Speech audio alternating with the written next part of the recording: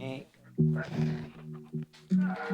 Oh, wait a minute. They gotta have this like accent light in here somewhere. That's better. Cool. All right, here we go. This is the AV episode of Nomad Boatbuilding. Uh, this is almost hilarious because I am about the least qualified person I can imagine to talk about AV equipment. But I actually have had a few requests from some of my followers about what stuff I use behind the scenes or behind the camera. So we're going to talk about all of that stuff. I am not good with like all the stupid little numbers related to camera equipment. I will try to convey the basics for those of you who are worse at it than I am. But if you're the kind of person that wants to know all the little details about all the stuff and all the latest and greatest gear, click away, because this is not going to be the episode for you. If you're like me and you try and get by with whatever old junk you got lying around, stick around, because this is the episode for you. All right, let's get right down to it. I'm not brand loyal exactly, but when I find something that works for me, I like to stick with it. And for that reason, I am a Mac user. When I made the switch over to Mac, I finally decided to sort of bite the bullet, not think about the expense so much, and I was really happy I did. Of course, Mac is kind of crap these days, admittedly, but they're still a bit better than Windows, I suppose. I don't want to get into a big argument about this. If you're going to leave comments about it, I'm not going to answer them because I really don't care. Anyhow, I've been using Mac for quite a few years, and I really like using the Final Cut Pro editing software. I started out using iMovie, and you know what? It worked just fine. A lot of my earliest videos are all done in iMovie up until I got to a point where I forget what it was. There were some things that I just couldn't quite pull off in iMovie, and I made the jump up to Final Cut Pro. For the most part, they don't operate much differently, but with Final Cut, you've got a lot more depth you can go into with all sorts of things. I probably barely skimmed the surface of what is possible in Final Cut Pro, but that is what I use. Now, when it comes to looking for advice on how to use something like Final Cut Pro, there's one particular YouTube channel I found that has been pretty helpful to me that kind of get right to the point, and that's called Ripple Training. I'll leave the link in the description.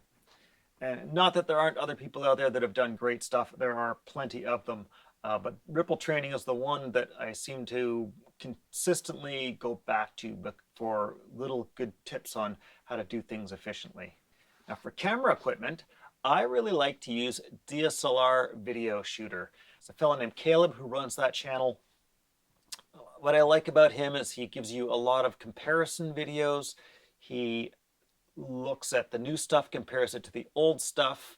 He talks about stuff that is both sort of brand new and shiny, and he also talks about good budget-friendly versions of things. So I do find him quite useful. He seems to buy an absurd amount of equipment. I don't know if that's a thing where you buy it and you return it after a month or something like that, but I don't know how these camera guys keep up with it. I cannot keep up with that, that's for sure. And that's why I have a fairly small range of stuff, and none of it is particularly new, with some exceptions. So we'll talk about that. So here's my normal setup. I have a second monitor over here, just sort of a smaller, junkier one. We've got the main computer here, and this is so I'm still using a late 2015 iMac. Still got 5K Retina display, 32 gigabytes of memory. I got this thing ramped up to as far as it can take it. So my computer runs on a whole series of smaller hard drives. When I acquired this Mac, it came with just a 256 SSD hard drive, which meant that it just never had any storage space for all the volume of material that I'm going to be working with. So I immediately started using external hard drives when I switched to this computer. So I started out with, say, a 1 terabyte external hard drive, had to upgrade to a 2 terabyte, up to a 4 terabyte, and so on. And so what I've come down to doing is I started to compartmentalize my files so that I have, say, one hard drive that just has, my Apple Photos on it. I've got one hard drive that's just got sort of basic business stuff on it, and then another one that's got sort of more of a portfolio of work that I've done or that I'm doing, and then I've got ones for video as well. So for instance, the 2.4 meter series alone has taken up an entire 5 terabyte hard drive for all the raw footage and the finished footage combined. That's a heck of a lot, and I spent a lot of time juggling that footage around on different hard drives trying to make space, because inevitably I would fill one up or get one close to full, and then I'd have to switch to another hard drive. And so I've just recently spent time just kind of dividing it all up and moving things into dedicated hard drives that I don't no longer need. So that guy's filled right up, going into storage. Now, one thing I've found for cheap storage is old SATA drives. So I've got a friend who's a computer scientist, and he's got an endless supply of these older drives that are not very big anymore. They're, say, half a terabyte, which is kind of useless for most contemporary needs, but it's still a great storage device. And so what I've done is I've acquired this dock, which is about 50 bucks, and I get these for free. They're half a terabyte each. You just drop them in there, and you can move stuff onto them, move stuff off of them. You can run stuff on them if you want to, but basically it just becomes very economical storage for me. Long-term storage. Basically I use these like backups. So I'll put stuff on them, I'll take them off the system, and once they're off the system, they're very safe. You know, they're not running, they're not likely to burn out the hard drive because it's just sitting in cold storage. I drop them into a static-free bag and put them away on the shelf. So in terms of volume, I've got a 2 terabyte hard drive going there. What's this one? I've got, that's another 2 terabyte. That one's a 4 terabyte. I've got a 6 terabyte, an 8 terabyte, a 12 terabyte, and I've got a 19 terabyte as well. All of these are sort of in active use. Some of them, for instance, like the 19 terabyte is just backups of video footage and finished videos. And I probably have another one here that is also a backup of finished videos. So I've got some redundancy there. That seems to work pretty good for me. The thing I found with video making is you do need a fair bit of space on your primary hard drive to do the video processing. I have for quite a while been just doing it on these external hard drives, and of course there's a choke point, and that is always the cable and the connection. So the more you can do it on the computer's primary hard drive, the better. This guy, I'm ready to replace this, but I am at a loss as to what to replace it with at the moment. I actually bought a newer one just a couple weeks ago, and it showed up and it performed so badly that I sent it back. So I don't know what the deal was there. I thought I would be getting something that was at least comparable but fresher and didn't have as much sawdust inside. Thought about maybe buying one of the new M1 Mac Minis, or I even looked at the new Mac Studio. Both of them have got issues as far as I'm concerned. And so I'm at a bit of a loss as to what to do about it. So for the moment, we're going to keep cranking this thing along.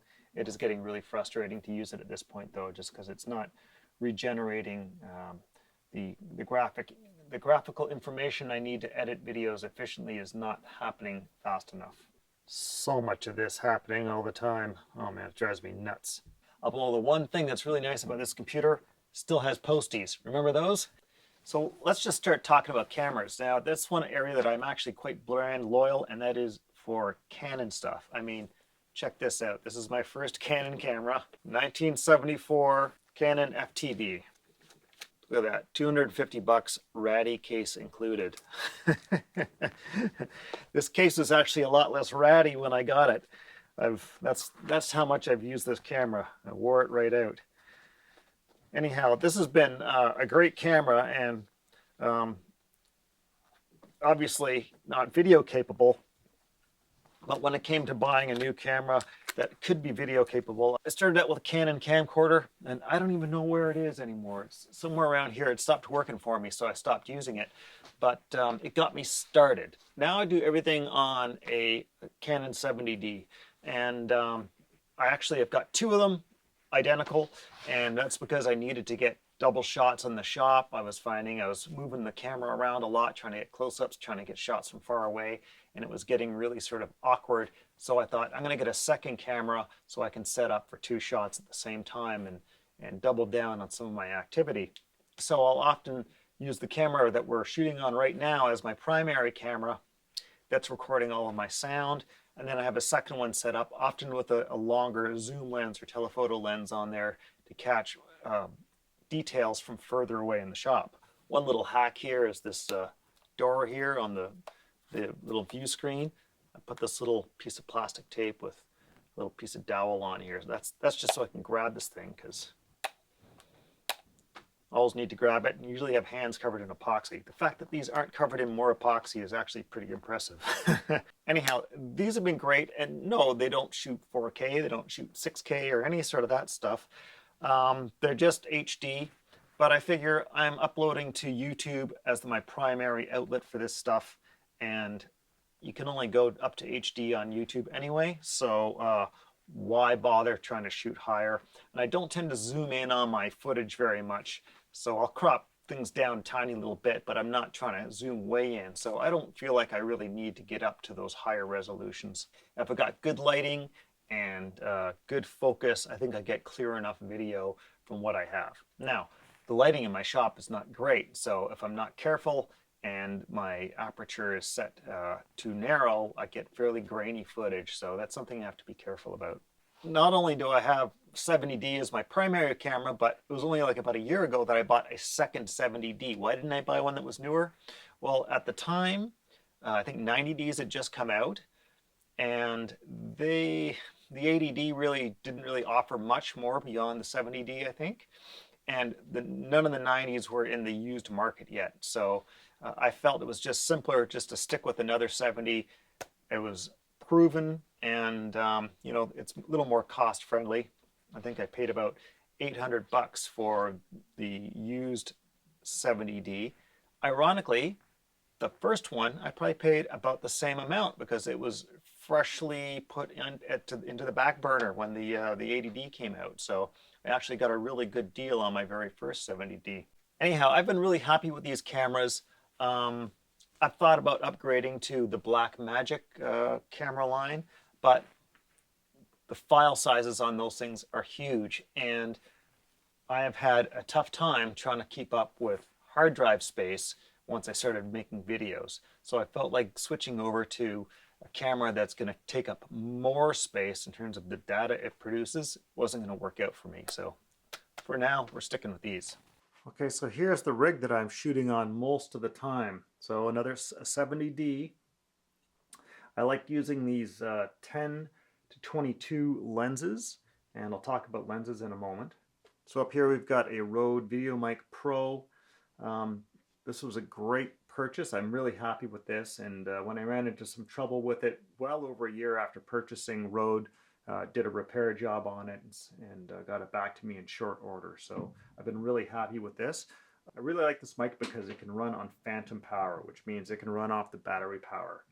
That means I'm never having to worry about whether or not the mic itself has got a battery that's up and running, because one of the frustrations is having everything powered at the same time, and inevitably something wants to run out of batteries. So not having to think about that is fantastic. Okay, sound. Sound is super important. I started out with just a cheap set of transmitters and a lav mic, using the on-camera mic a lot of the time, but then switching over to the lav mic as well once in a while. And these were fine. The Asden transmitters, it was cheap. It was maybe about, I want to say like $40 or something like that for transmitters and a lav mic. Maybe it was more. My memory is very foggy. It was a long time ago. They've always worked quite well for me. I don't have to go very far from the camera, of course, for them to work. And what I liked about them was that they're on and off really quickly. But they take 9-volt batteries, and I was forever forgetting to turn them off and finding my batteries were dead. And so every time that happened, you know, basically $5 evaporates. So I decided to switch it up and get something different. I've since switched to the Rode Wireless Go 2. These are really great mics. They're not particularly cheap. Now, back it up a moment. When it comes to expense, I hate spending money on this stuff. But I learned that I've got to spend money on this stuff to get the gear that works well for me. And if there's one thing I can't stand, is spending money on something, cheaping out, and then finding out that the thing doesn't work very well. So I will save money all kinds of places on a lot of sort of the accessories, but when it comes to the digital junk, I feel like you're better off throwing good money at it. And if you spent good money on it, it'll probably hold its value and you can always unload it if it doesn't work for you. So to that end, I've been using Rode mics exclusively. I've been really happy with these. You get 2 transmitters, 1 receiver. The receiver can handle both signals at the same time. The receiver can also record a stupid amount of audio on board. I can't remember how many hours it is. It's a lot. I don't do that. I just sort of use it to sort of channel everything into the camera. And these can work as a standalone mic, and I've seen people do it, but frankly, they look stupid. So forget it. Well, like, why would you do that? So I'll go to lav mics instead. This is the one I'm wearing right now. It's still the Asden lav mic, which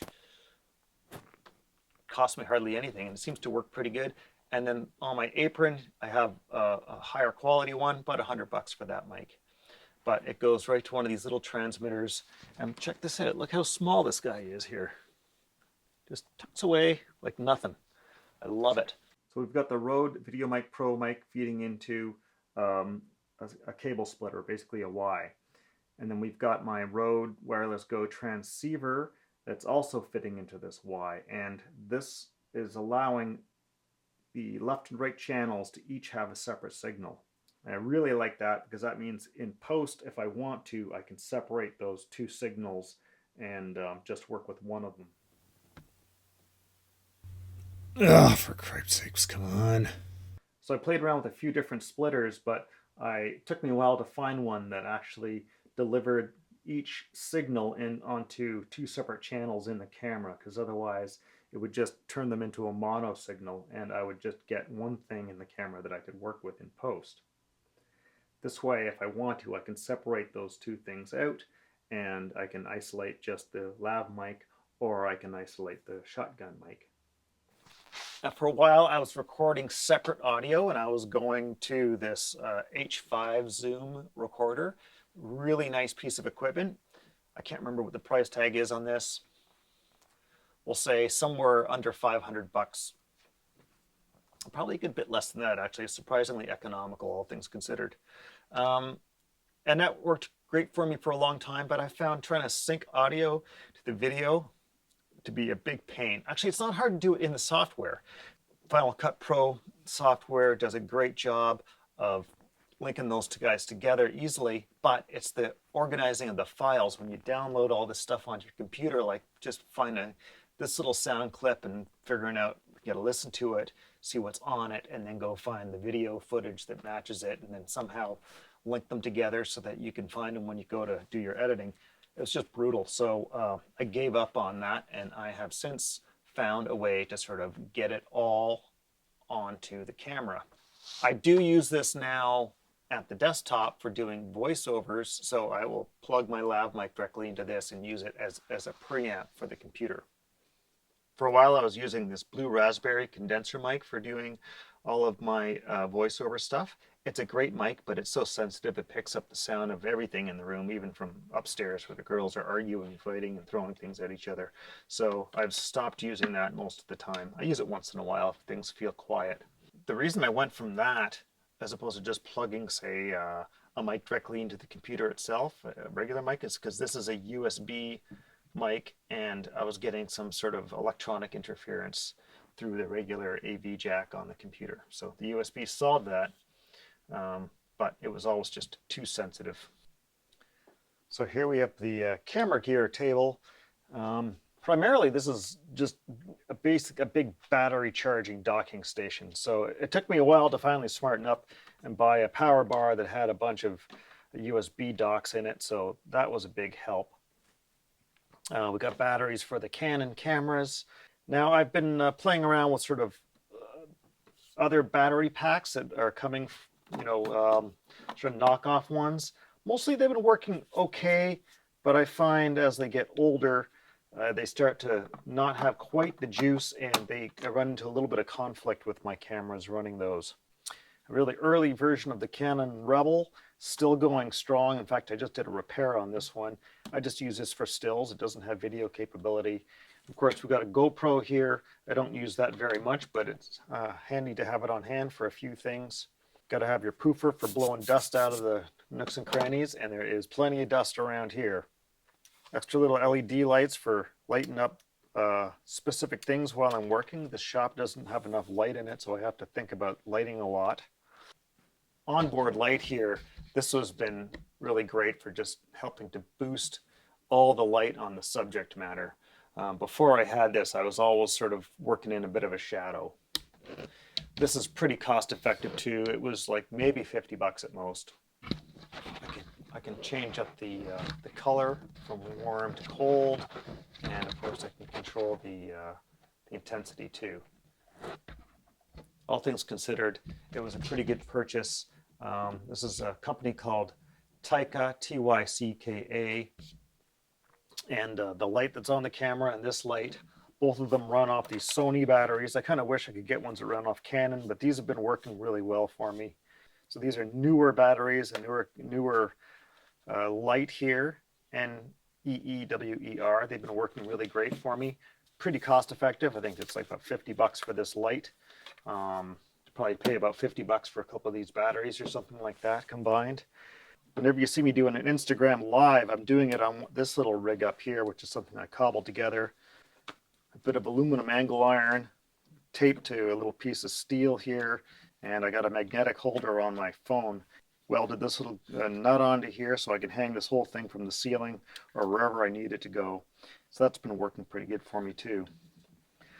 All this sort of doodads here, it's usually from a company called Small Rig, which is pretty budget friendly stuff. I think you pay about 20 bucks for one of these clamps or something like that.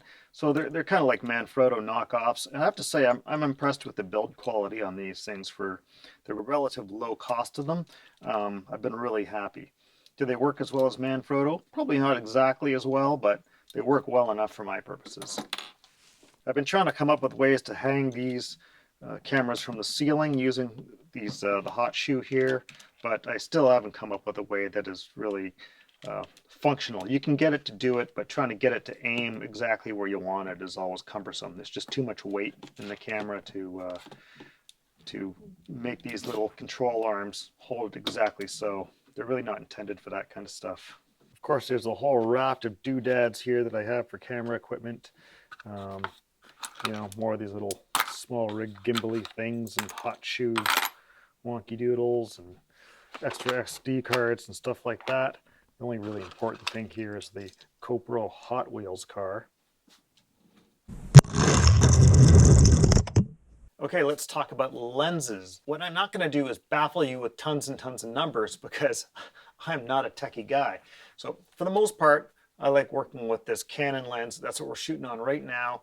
It is a Canon 10 to 22 millimeter lens. So in a nutshell, that means that this is really good at shooting giving you a wide frame of view in a very short distance.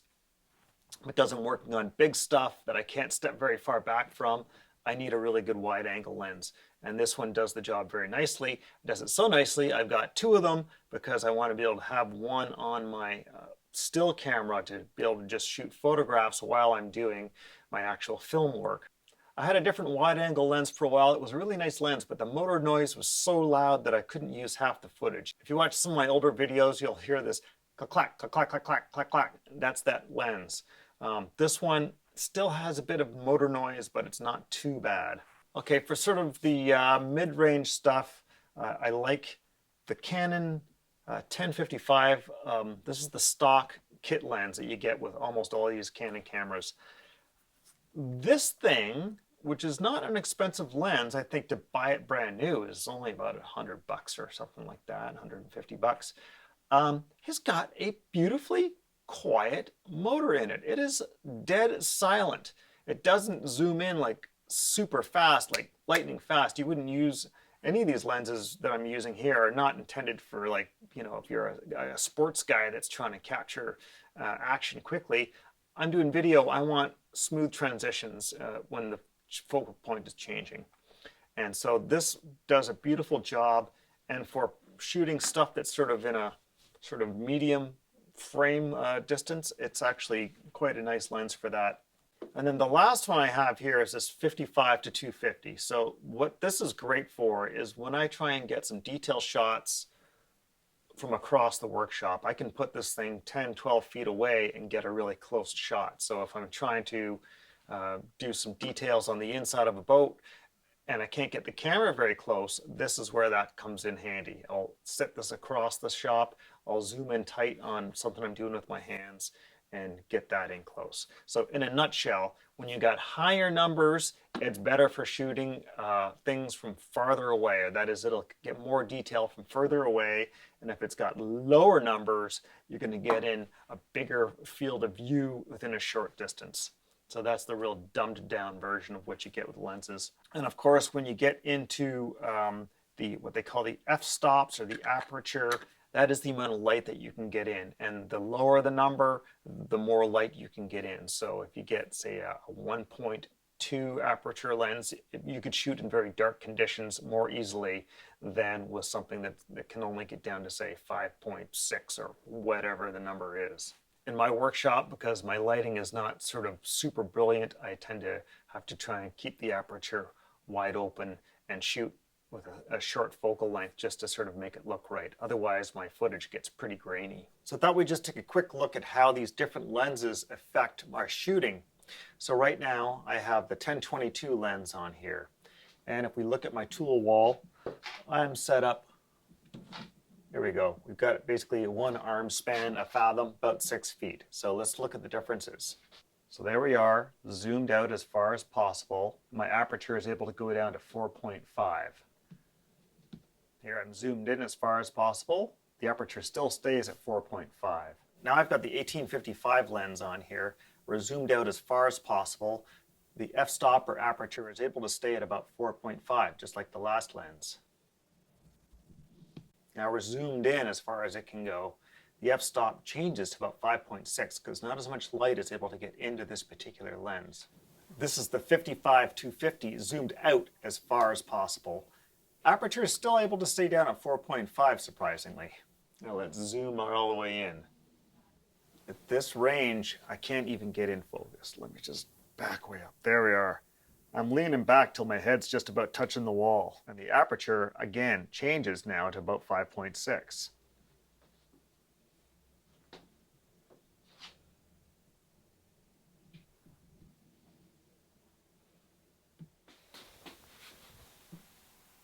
Okay, now I'm about 18 feet away from the camera and you can see how tight a shot I can get with this particular lens. And that's really useful to me when I've got a boat in the way and I'm trying to get a particular shot at a particular bit of detail work. Okay, so there's my lenses. You know, none of these are particularly expensive lenses. The wider angle one is probably the most expensive, and I think it retails for about 650 bucks. Now I always buy them used, and I probably paid about more like 400 bucks for it.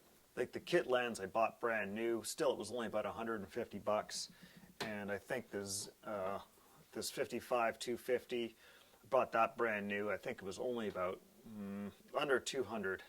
Now you might ask me why I'm not buying the sort of high-end pro lenses, and I don't really think I need them here in the shop. I'm not running around out in the rain. Sure, dust probably gets into my lenses more so than if it were the high-end lenses, but you know what? I can drop this and replace it probably 2 or 3 times or 4 times or more for the cost of a professional lens. So I think for what I'm doing, that these lower end lenses are just fine. And this particular variety, this ultrasonic EFS range, is actually pretty close in quality to the Pro ones. It doesn't have the seals that the Pro ones have in it though. Now I don't use any prime lenses. Prime lenses are ones that only have one focal length, say a 50 millimeter. And the reason I don't use it is because you're fixed to that one focal length in order to bring an image into the viewfinder at a particular scale. You got to basically move your body and the camera to within a certain range to get it looking right. In my shop, with a bunch of stuff in here, specifically a boat, I don't often have that wiggle room to be able to sort of frame things properly with a 50 millimeter lens or something like that. So I've used zoom lenses across the board. Now, zoom lenses, however, compared to a prime lens, are never going to give you quite the same quality, and that's because there's just a lot more junk inside these lenses. There's more glass, There's more mechanical stuff, and so every time you add an element to it, it reduces that quality of picture just a tiny little bit. But for my purposes, I think these work out just fine. So I've been using these Velbond tripods mostly, and it has to do with the fact that when I needed a tripod, I went down to my local store that sold camera equipment, which happens to be our local drugstore, and I bought the best tripod that I had on hand at the time, which was the one this camera is sitting on right now, and it served me very well for like 20 years. It's not super high end. It was about maybe a couple of $100, or I probably got it a bit cheaper than that when I bought it. And when I decided I needed a second tripod, I went out of my way to try and find the same one again. It's been quite a few years since the two came apart, and the newer one is really total junk by comparison. I hate it. Everything about it is flimsier, and it's kind of annoying, but there's no returning it once I got it, because where I got it from, it was sort of from a ways away. So by the time I discovered how junky it was a bit too late. Anyhow, it's fine enough, I suppose. I use it as my secondary tripod, set it up across the shop, and I'll put the long lens onto the camera body for that. And then I just acquired this one a couple days ago, which I bought specifically to use on tabletops. So I'll be using this mostly in its shortened version, where it just sits on the bench top, and because every now and then I need something that's out of the way that I'm not tripping over, or I need to be able to sort of shoot something down on the bench top. And so this one's kind of cool in that it can come up and it can flop down like this, so that I can manipulate the camera out over this this cantilevered arm right here. It can't sort of articulate any more than that, unfortunately, but I mean, I can slide this in and out. That's about the best it can do. And because I am sort of fixed to the Velbond camera mount system, I went and built this camera mount just a couple of days ago, and so this matches the same base plates as the Velbonds. If only the mounts were replaceable on these tripods, I would have just bought Manfrotto ones to match this guy. But they're not replaceable. They're just all built on there.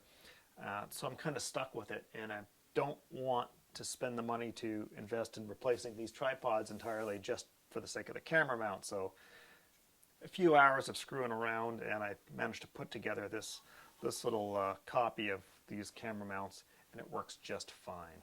Just pop that on there, swing my little lever over, and there we go.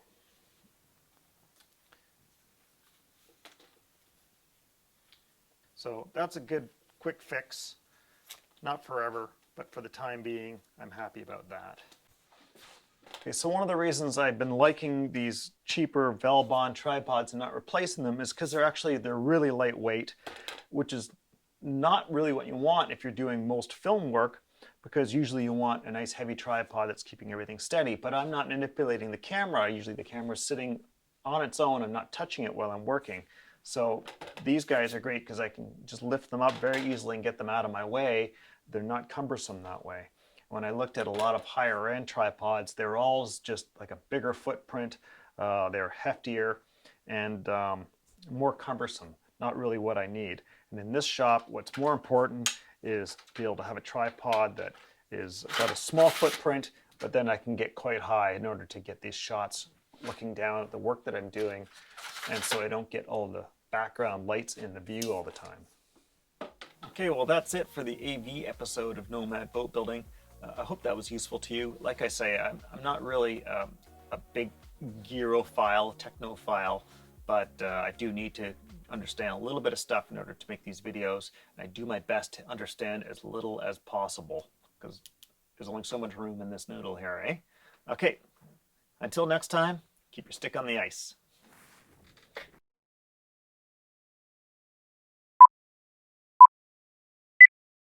Oh, I can't take it anymore. I need a new machine. Okay, let's see. Bump up the memory. Let's bump up the storage. Don't need that. Don't need that. Don't need that. Okay, perfect. Give me this.